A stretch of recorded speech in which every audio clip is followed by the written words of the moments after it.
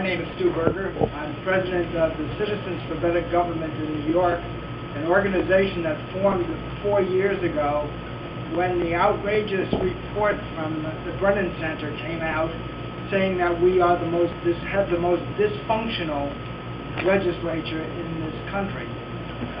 They offered 21 reforms.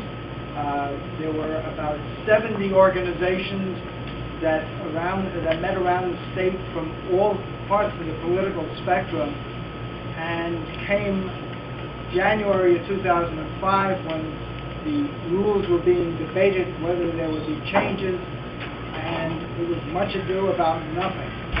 One reform in each of the two houses, one step forward in the Assembly, one step forward in the Senate, and one step back when Bruno got more power.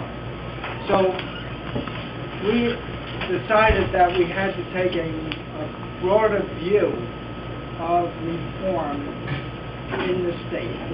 And so we looked at other parts of the equation. One of those is redistricting reform.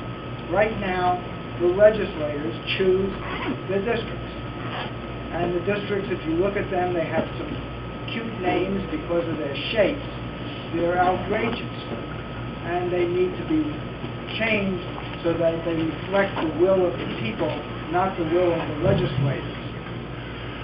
Another reform that we had been espousing was initiative and referendum.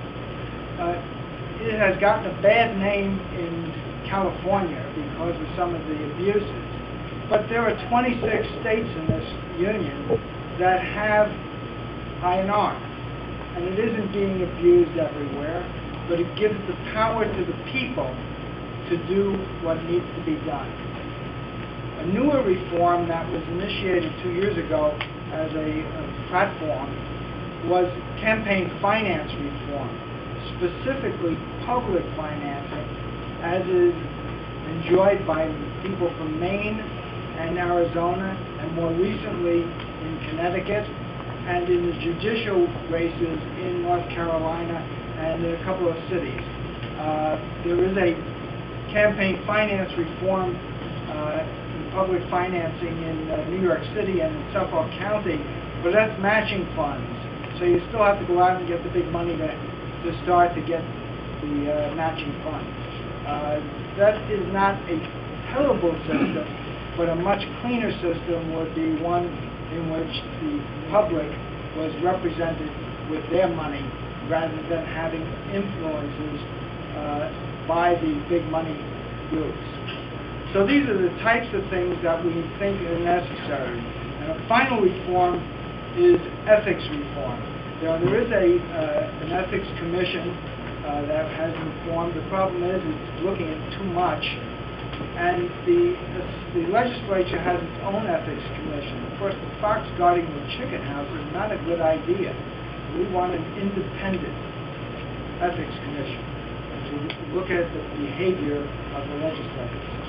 So there's lots of process changes that need to be done.